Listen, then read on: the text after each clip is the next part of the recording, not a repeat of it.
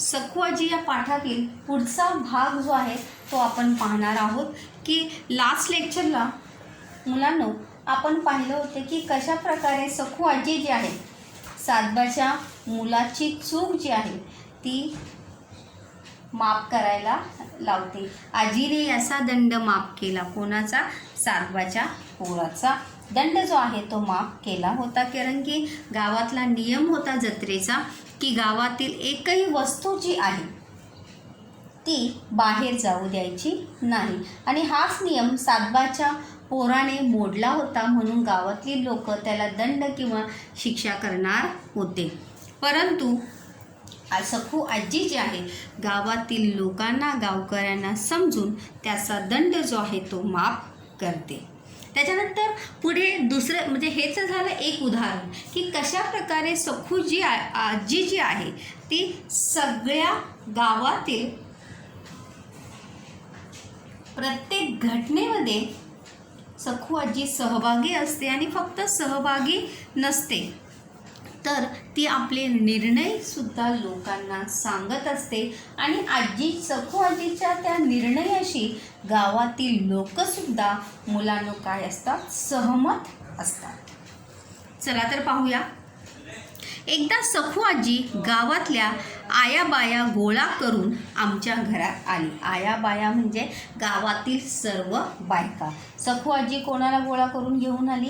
गावातील आयाबायांना. आयाबायांना म्हणजे काय? गावातील लहान मोठ्या बायका, मुली, बाया सगळ्यांना आमच्या घरात आली. आमच्या घरात म्हणजे लेखकाच्या घरात आली. तेव्हा मी कॉलेजात होतो. तभी लेखक कहाँ पढ़ रहे थे? कॉलेज में अपनी पढ़ाई पूरी कर रहे थे. आमच्या भागात तेव्हा प्रौढ साक्षरतेचे वर्ग जोरात होते. कोणते वर्ग चालू होते? प्रौढ साक्षरतेचे. कोणते वर्ग? लेखकाच्या गावात त्यावेळी कोणते वर्ग चालू होते? कोणते वर्ग चालू होते? प्रौढ साक्षरतेचे. गावात हे वर्ग जोरात चालू होते. प्रौढ साक्षरतेचे मतलब उस समय जो है साक्षरता जो अभियान शुरू हुआ था तो उस साक्षरता अभियान के चलते प्रौढ़ व्यक्ति भी चाहे वो महिला हो या पुरुष हो उनको भी पढ़ाने के लिए गांव में प्रौढ़ साक्षरता वर्ग जो है विद्यालय जो है वहाँ पर चलाए जाते थे जहाँ पर लोग पढ़ने के लिए आते थे. तो कोणते वर्ग जोरात चालू होते गावामध्ये? प्रौढ साक्षरतेचे. कोणते वर्ग? प्रौढ साक्षरतेचे. पण आमच्या गावात एकही चालत नव्हता.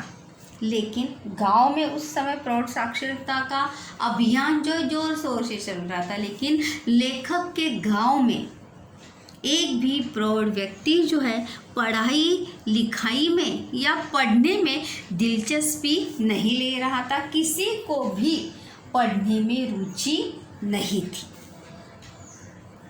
आमच्या गावात एकही चालत नव्हता. आमच्या गावात म्हणजे कोणाच्या? लेखकाच्या गावात प्रौढ़ साक्षरता का वर्ग नहीं चल रहा था. और जाहिर सी बात है न चलने की वजह क्या थी बच्चों? कारण गावातील लोकच प्रौढ साक्षरता वर्गामध्ये शिकायला येण्यासाठी तयार नव्हते. गावातील लोकच प्रौढ साक्षरता वर्गात तयार नव्हते. म्हातारी सगळ्या आयाबायांच्या समोर म्हणाली, आमचं पोरग एवढं काय काय शिकले, आपल्याला दूसरा मास्तर कशाला पाहिजे. और लेखक के घर में आकर सभी महिलाओं के सामने सगळ्या बायकांच्या समोर आजी जी आहे बघा स्वल्पविराम आहे. काय आहे? कोणतं विराम चिन्ह आहे? हे स्वल्पविराम आहे. हे कोणतं चिन्ह आहे मुलांनो? दुहेरी अवतरण चिन्ह आहे. कोणतं चिन्ह आहे? दुहेरी अवतरण चिन्ह हे आहे. आणि त्यानंतर सखू आजी म्हणते की आमचं पोरग म्हणजे आमचं ऐसा किसे उद्देशून कहा है? लेखक को कहा है क्योंकि लेखक कहाँ पढ़ रहे थे? कॉलेज में पढ़ रहे थे. तभी वो कहते हैं की आमचं पोरग एवढं काय काय शिकले, आपल्याला दूसरा मास्टर कशाला पाहिजे. तो हमें और किसी गुरुजी की या टीचर की आवश्यकता क्यों होगी? तुम्ही हमें पढ़ाओ. तूच शिकीव र आम्हाला. शिकीव मतलब तुम्ही हमें पढ़ाओ. आम्हाला म्हणजे आम्हाला. शिकीव म्हणजे शिकव. तूच म्हणजे कोण? लेखक को ही सखुआजी कहती कि अगर तुम इतने पढ़े लिखे हो तो तुम ही हम सबको पढ़ाओ. यहाँ पर दुहेरी अवतरण चिन्ह पूर्ण होतं, पूर्णविराम. सखू आजी 15 दिवसात वाचायला शिकली आणि सगळ्या बायकांना शिकवत सुटली. देखो सखू आजीची प्रश्न पण आहे की सखू आजीची शिक्षणातील प्रगती. प्रश्न काय आहे? सखू आजीची शिक्षणातील प्रगती प्रश्न आहे. तर सखू आजी 15 दिवसात वाचायला शिकली, हे त्याचं पहिलं उत्तर आहे मुलांना. काय शिकली सखू आजी?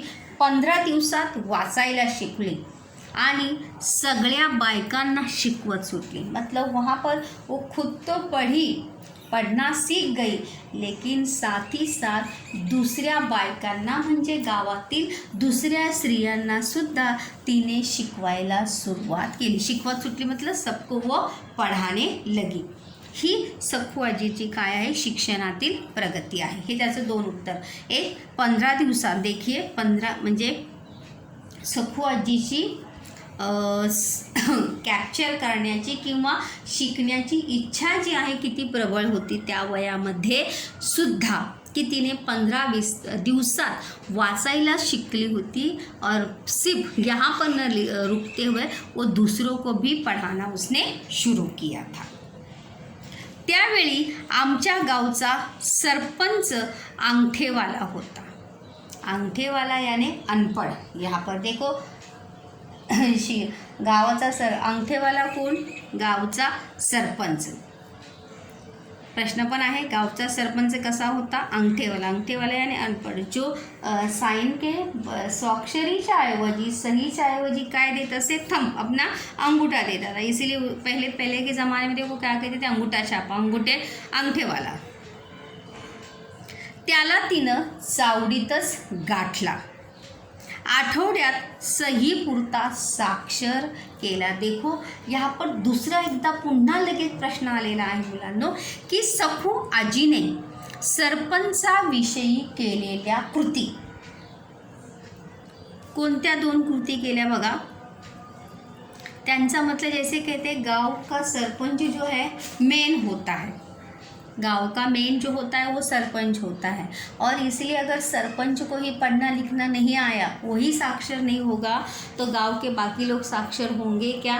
नहीं. तो इसीलिए यही बात को समझकर सखू आजीने कोणती कृती केली होती बघा. त्याला तिनं चावडीतच गाठला. सरपंचाला. अभी ये देखो यहाँ पे ऐसा डायरेक्ट बच्चों ढूंढ के नहीं लिखना है. त्याला भी नहीं लिखना है. त्याला की जगह पर क्या लिखेंगे? सरपंचाला चावड़ीत गाठला. यहाँ पे तीन जो है वहाँ पर क्या हो जाएगा? कट हो जाएगा. तीनों उत्तर में लिखना नहीं है. उत्तर ढूंढ कर लिखना और सही उत्तर लिखना याच्यामध्ये काय आहे मुलांनो? फरक आहे. आठवड्यात सहीपुरता साक्षर केला. या 2 कृती आहे. एक हफ्ते में सखू आजी ने उसे क्या करना सिखाया था? अपना साइन. साक्षरचा अपोजिट शब्द आहे निरक्षर. काय आहे? साक्षरचा विरुद्धार्थी शब्द आहे निरक्षर. आमच्या गावातला चोपडा याचा पोरगा पहिल्यांदा पोलीस झाला. चोपडा यांचा पहिल्यांदा पोलीस झालेला मुलगा कोणाचा? प्रश्न पण आहे की पहिल्यांदा कोणाचा मुलगा? चोपडा यांचा पोरगा. कोणाचा पोरगा? चोपडा हे काय आहे? आडनाव आहे. सरनेम हे चोपडा काय आहे? आडनाव आहे. तर त्याचा मुलगा जो आहे पहिल्यांदा काय झाला होता? पोलीस झाला होता. म्हातारीनं गावच्या बायका गोळा करून त्याला ड्रेसवर ओवाळलं. मतलब उसका सम्मान करने के लिए गांव के सभी महिलाओं को एकत्रित कर सखू आजी ने उसकी क्या उतारी थी? आरती उतारी थी. ओवाळणे म्हणजे आरती करणे. चोपडा या मुलाच्या विषयी कोणती कृती केली होती सखू आजीने? त्याला ओवाळलं होतं. दही साखरेनं तोंड गोड केलं. कशानं तोंड गोड केलं चोपड्याच्या मुलाचं? दही साखरेनं. कोई किसी भी शुभ काम की शुरुआत जो है दही शक्कर खाकर करनी चाहिए ऐसी हम मानते हैं. त्याप्रमाणे सखू आजीने सुद्धा त्याचं तोंड दही साखरेनं गोड केलं होतं. गाव म्हणजे म्हातारीचा गोतावळा. गोतावळा म्हणजे नातेवाईक, रिश्तेदार. म्हणजे त्या सखू आजीचं त्या गावात स्वतःचं कोणी नव्हतं. मुलगा, नवरा, सून, मुलं, मुलगी, ऐसा उसका कोई भी नहीं था. लेकिन बघा, गाव म्हणजे म्हातारीचा गोतावळा. पूर्ण गाव मतलब पूरा हमारा गाव ही सखू आजी का क्या थे? रिश्तेदार थे. कोई उसका बेटा था, कोई उसकी बेटी थी, कोई उसकी बहन थी, कोई उसका पोता था, कोई उसकी पोती थी. त्यालाच म्हणतात गोतावळा. गोतावळा म्हणजे नातेवाईक. गाव म्हणजे काय? गाव म्हणजे काय? गोतावळा. कोणासाठी? सखू आजीसाठी. सखू आजीसाठी गाव म्हणजे काय होतं? तर सखू आजीसाठी गाव म्हणजे मुलांना काय होतं? तिच्यासाठी तो गोतावळा होता. गणगोत होतं. सगळे सोयरे नातेवाईक म्हणजे सर्व तिच्यासाठी गावातील लोक होते. मग तो मुलगा असो, कोणीही असो. तिला गावातल्या सगळ्या लहान थोरांमध्ये आपलं घर दिसायचं. गाव के हर लोगों में मतलब गांव के हर व्यक्ति का घर उसे अपना घर दिखाई देता था. लहान थोरांमध्ये देखो यहाँ पे लहान थोर मतलब छोटा बड़ा घर. जिसके पास ज़्यादा पैसे उसका घर बड़ा होगा, जिसके पास कम पैसे उसका घर क्या होगा? छोटा होगा. लेकिन लहान थोरांमध्ये आपलं घर दिसायचं. म्हणजे श्रीमंत असो किंवा गरीब असो, त्या प्रत्येक घरामध्ये सखू आजीला कोणाचं घर दिसायचं? आपलं स्वतःचं घर तिला त्या घरामध्ये दिसायचं. तिला असं वाटायचं की ही घरं कोणाची आहेत? माझीच आहे. सखू आजीला आपलं घर कोणामध्ये दिसायचं? प्रश्न पण आहे बघा. सखू आजीला आपलं घर लहान थोरांमध्ये दिसायचं. लहान म्हणजे छोटे आणि थोर म्हणजे मोठे. लहानचा समानार्थी शब्द आहे छोटे आणि थोरचा समानार्थी शब्द आहे मोठे. आणि लहान मोठे हे दोन्ही काय आहेत? विरुद्धार्थी शब्द आहेत मुलांनो. त्यानंतर पुढे पाहूया. सखू आजीने पोलिसाचा असा सत्कार केला. कसा सत्कार केला? बघा इथे आलं होतं की गावातल्या पोलिसाला ड्रेसवर ओवाळलं. त्याला काय केलं? ड्रेसवर ओवाळलं आणि दही साखरेनं त्याचं तोंड गोड केलं. इस प्रकार से सखू आजीची काय आहे ते सखू आजीनं पोलिसाचा केलेला काय आहे? सत्कार अशा प्रकारे तिनं केला होता. सखू आजी शिकली सवरली असती, शहरात जन्मली असती तर कुठं पोहोचली असती. और उसकी ये तिची ही हुशारी पाहून उसका सखू आजी का ये सब गुण या क्वालिटी देखकर लेखकला असं वाटलं की अगर सखू आजी पढ़ी लिखी होती, शिकली सवरली असती मतलब अगर पढ़ी लिखी होती, शहरात जन्मली असती, अगर उसका जन्म किसी बड़े शहर में हुआ होता तर कुठं पोहोचली असती. जैसे हम कहते हैं अगर किसी को अगर अच्छा मौका मिला तो कोई व्यक्ति जो है कहाँ से कहाँ पहुंच सकता है. उसी प्रकार लेखक को भी ऐसा लगता था कि अगर सखू आजी पढ़ी लिखी होती, बड़े शहर में होती तो कुठे मतलब और ज़्यादा वो क्या होती? बड़े मतलब और ज़्यादा वो बुद्धिमान होती और ज़्यादा समझ उसमें होती. क्योंकि गांव में रहकर इतनी बुद्धिमत्ता और न पढ़े लिखने होने के बावजूद भी सखू आजी काय होती? खूप समंजस होती, समझदार होती आणि काय होती? हुशारसुद्धा होती. भले मतलब उसे कोई रिश्तेदार नहीं थे, लेकिन फिर भी इस बात से दुखी न होते हुए वो गांव के लोगों में ही अपना हर एक रिश्ता जो है ढूंढकर उन सभी में वो खुश रहती थी. त्याच्या पुढे पाहूया बघा.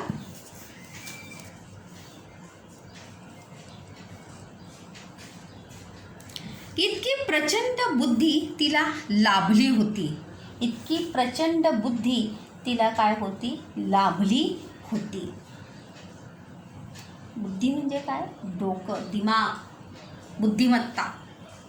लाभणे म्हणजे प्राप्त होणे.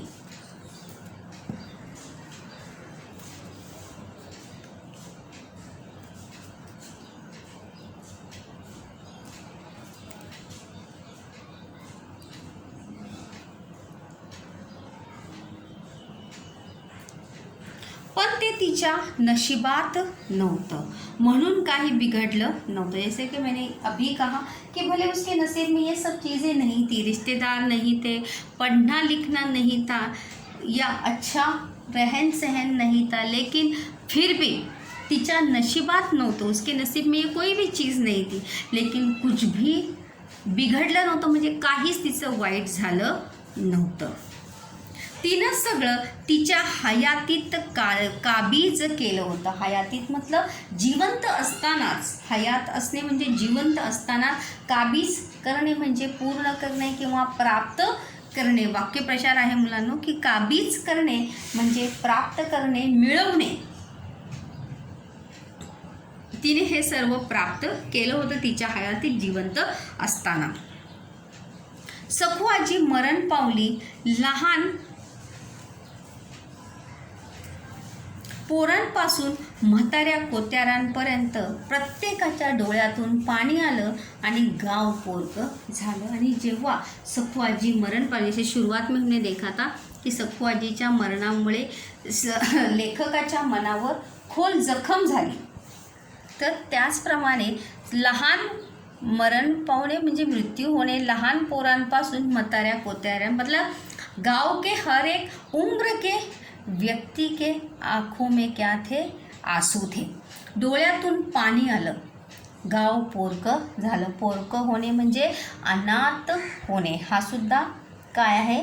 वाक्यप्रचार आहे. पोरकं होणे म्हणजे अनाथ होणे. जैसे उनके ही घर का कोई एक रिश्ता जो है या कोई करीब का रिश्तेदार जो है उसकी डेथ हुई है या उसकी मृत्यु हो गई है, ऐसा ही प्रतीत गांव के सभी लोगों को लग रहा था. इतकी सखू आजी जी आहे गावातील लोकांबरोबर काय होती? अटॅच होती. गावातील लोकांशी काय होती?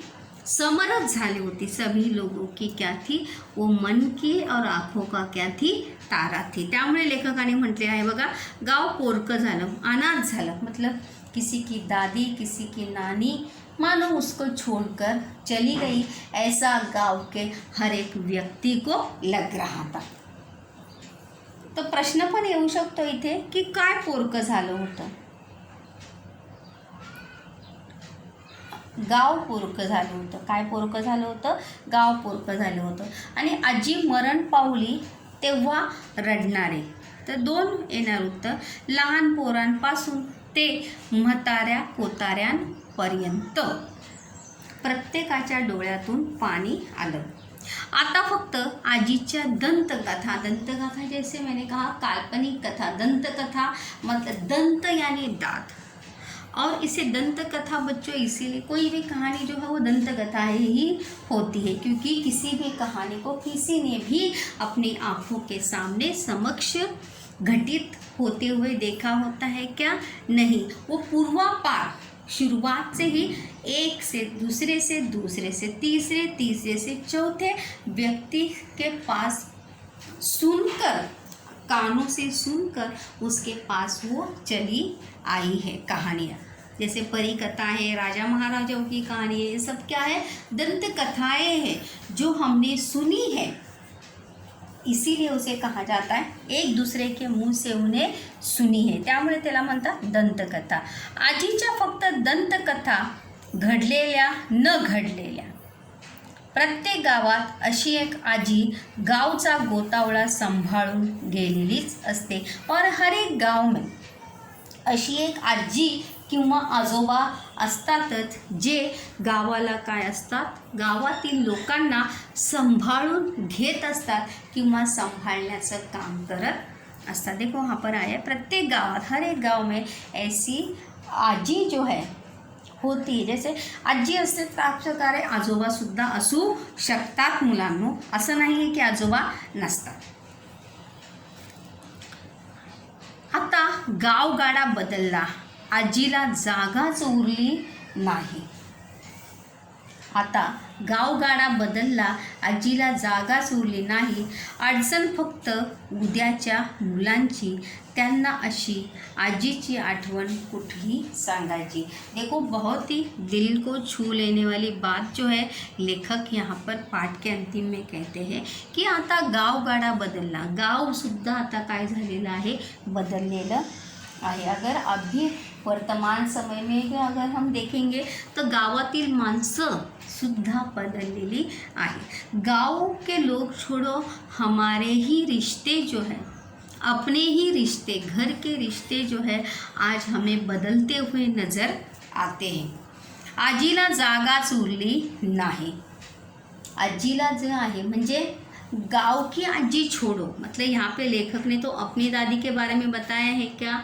नहीं, लेखक ने यहाँ पर गावात असणाऱ्या एका म्हाताऱ्या आजीविषयी सांगितलेलं आहे, जो सबकी दादी थी, सबकी नानी थी, लेकिन आजीला जागाच उरली नहीं। लेकिन आज वर्तमान समय में लोग अपनी ही दादी या नानी को देखना या अपने घर में रखना चाहते नहीं।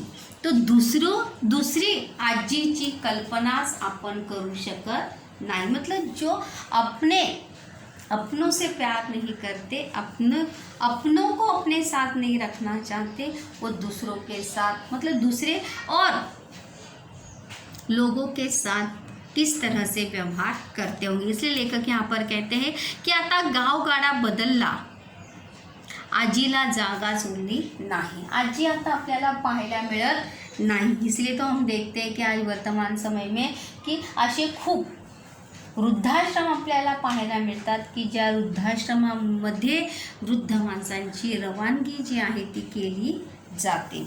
वहाँ पर बूढ़े लोगों को मतलब अपने घर में वो लोग रखना नहीं चाहते, जो वो अपने वृद्ध माता पिता को कहाँ छोड़ देते हैं, वृद्धाश्रम में छोड़ देते हैं। कारण म्हणूनच तर आजीला आता जागाच उरली नाही, आजी जी आहे आता आपल्याला पाहायला मिळत नाही। अडचण फक्त उद्याच्या मुलांची, समस्या बस कल के बच्चों की है, जो अडचण उद्याच्या मुलांची, उद्या म्हणजे काय, उद्या मतलब कल क्या नहीं, आने वाले कल के बच्चों की बस ये समस्या है। त्यांना अशा आजीची आठवण कुठली सांगायची। क्योंकि लेखक ने जो अपनी सखू आजी के बारे में बताया है, उस बात से कुछ लोग सहमत भी होंगे, कुछ लोग असहमत भी होंगे। क्योंकि लेखकाने या पाठामध्ये आपल्या स्वतःच्या आजीविषयी न सांगता गावातील अशा आजीविषयी सांगितलेलं आहे की जी आजी सर्वांची आजी आहे। और लेखक यहाँ पर ये इसलिए कह रहे हैं, अडचण फक्त उद्याच्या मुलांची, त्यांना अशी आजीची आठवण कुठली सांगायची। क्योंकि जो ऐसे बच्चे, जो कल के बच्चे, आने वाले समय में ऐसे बच्चे जो खुद अपनी दादी या नानी को ही नहीं पहचानते या जानते हैं, ना उनके साथ रहते हैं, उनके साथ बात करते हैं, तो ऐसी दादी और नानी की याद जो है उन्हें हम कैसे बताएं। त्यांना अशा आजीची आठवण कुठली सांगायची, जो अपनों को ही नहीं जानते, तो दूसरी और किसी चीज़ के बारे में उन्हें बताना जो है वो संभव नहीं है। क्योंकि प्रेम और अपनापन जो है अगर हम अपनों में ही देखते हैं, करते हैं, तभी हम दूसरों के साथ वैसा बांट सकते हैं। अगर हम अपने ही घर में वैसा मेल मिलाप नहीं रखते हैं तो बाहर भी हम वैसा रख सकते नहीं। तर बघा, या प्रश्नातून दुसरा पण एक स्वमताचा प्रश्न मुलांना येऊ शकतो की लेखकाने असं का म्हटलेलं आहे, लेखकाने असं का म्हटलेलं आहे की आजीला जागाच उरली नाही, अडचण फक्त उद्याच्या मुलांची, असं लेखकाने का म्हटले आहे, किंवा या वाक्यातील तुम्हाला समजलेला अर्थ तुमच्या शब्दात लिहा. आजीला जागाच उरली नाही, अडचण फक्त उद्याच्या मुलांची, या वाक्याचा तुम्हाला समजलेला अर्थ तुम्ही तुमच्या शब्दात लिहा. किंवा त्यांना अशा आजीची आठवण कुठली सांगायची याविषयी तुमचे मत व्यक्त करा, किंवा तुम्हाला भावलेली किंवा तुमच्या आजीविषयी सुद्धा तुम्ही यामध्ये लिहू शकता. किंवा सखू आजीचे कोणकोणते गुण तुम्हाला या पाठातून पाहायला मिळतात. कवितेतून बोलणारी सखू आजी होती, निर्णय क्षमता घेणारी सखू आजी होती, प्रचंड बुद्धी असलेली होती, शिक्षणाविषयी कळमळ आणि शिक्षणाची आवड सखू आजीला होती. तर अशा प्रकारे मुलांनो हा सखू आजीचा धडा जो आहे तो आपण पाहिलेला आहे. दुसरा पण एक प्रश्न येऊ शकतो की तुम्हाला समजलेल्या सखू आजीचे व्यक्तिचित्र रेखाटा. व्यक्तिचित्र मतलब कशी होती सखू आजी, सखू आजी क्या क्या करती थी. व्यक्तिचित्र में देखो क्या क्या लिखेंगे कि उसका उम्र, उसका हुलिया किस प्रकार से था, वो कैसे बोलती थी, उसका स्वभाव, ये पूरी बातें जो है वहाँ पर लिखनी है. आणि दुसरा पण एक स्वमताचा प्रश्न येऊ शकतो की सखू आजीच्या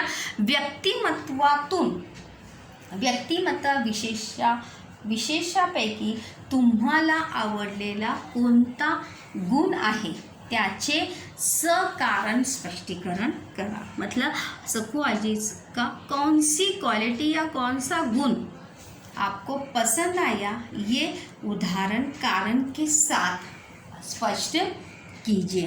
होप सो मुलांनो तुम्हाला हा पाठ जो आहे नक्कीच आवडला असेल, मनाला भावला असेल. और ज़रूर आज से आप अपनी दादी और नानी से प्यार करते ही होंगे, लेकिन ये पाठ पढ़ने के बाद, सुनने के बाद, सखू आजी के बारे में जानने के बाद आज उससे भी ज़्यादा प्यार और स्नेह और अपनापन जो है पहले तो करते ही थे, लेकिन उससे भी ज़्यादा प्रेम और स्नेह जो है आप अपनी दादी और नानी के साथ ज़रूर करेंगे.